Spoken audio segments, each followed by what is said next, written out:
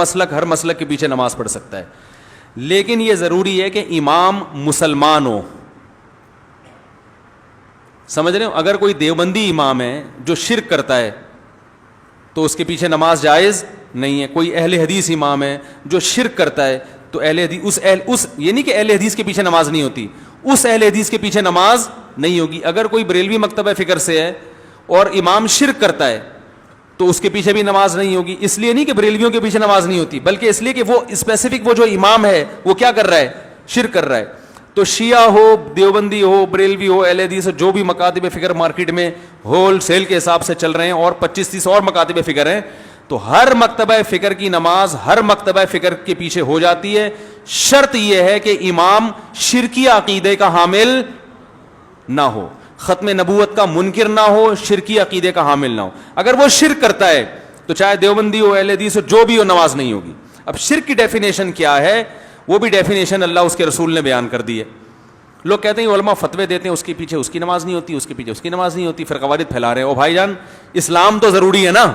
اب مسلمان کی نماز ہندو کے پیچھے ہو جائے گی؟ تو اسی طرح مشرک کے پیچھے بھی نہیں ہوگی, چاہے کسی مکتبہ فکر سے ہو. اور مشرک میں سب سے بڑا شرک کیا ہے, غیر اللہ کو مدد کے لیے پکارنا اسباب سے ہٹ کے. سمجھ رہے ہو؟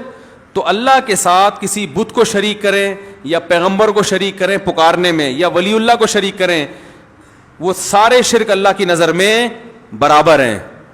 سمجھ رہے ہیں؟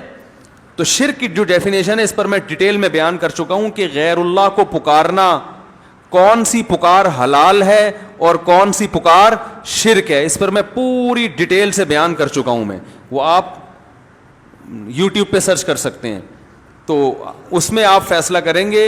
تو اگر آپ کا خیال یہ کہ امام جو ہے وہ یا رسول اللہ مدد کہتا ہے, اور مدد سے مراد بھی اس کی یہ ہے کہ نبی صلی اللہ علیہ وسلم کو اللہ نے کلی اختیارات دیے, جب چاہیں میری مدد جہاں سے بھی بیٹھ کے کر سکتے ہیں, تو یہ تو پھر کھلا شرک ہے نا.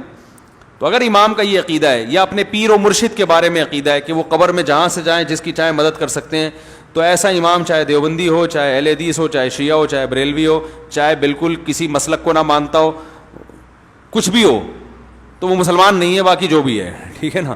اور اگر